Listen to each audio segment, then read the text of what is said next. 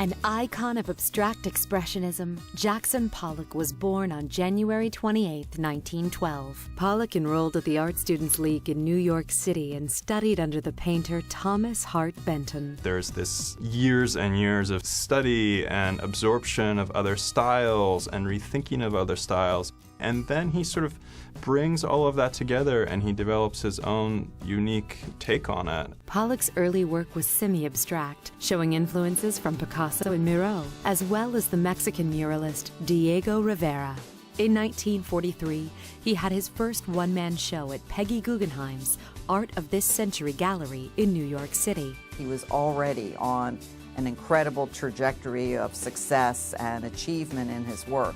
During World War II, Pollock met fellow artist Lee Krasner. She would become his wife and one of the most important influences on his art, his career, and his legacy. There's no question that Jackson would not have been as successful if Lee was not in his life. The two moved from New York City to rural eastern Long Island. It was very important to get him out from under the pressure that he was under in the New York City art world.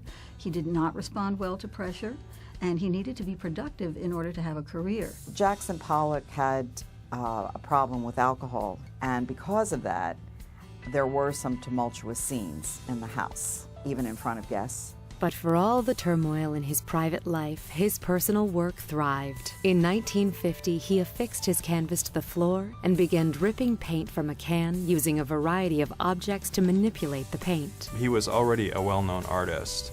Then the drip paintings happen, and there are these moments, I think, when someone makes something that just sort of sets a spark. His drip paintings were successful. In 1949, Life magazine asked, "Is he the greatest living painter in the United States?" I think he had a moment of great crisis when he did receive recognition. In July 1950, German photographer Hans Namuth photographed and then later that year filmed Pollock working in his studio. That seemed to be a fairly unsettling experience for him. It's been written that he started drinking again after that film was made. He felt as though, he was some kind of trained animal that was appearing before the cameras. At the peak of his fame, Pollock abruptly abandoned the drip style, and in 1955, he completed what would be his last two paintings. The last year of his life, he didn't really paint, but he was really struggling. On August 11, 1956,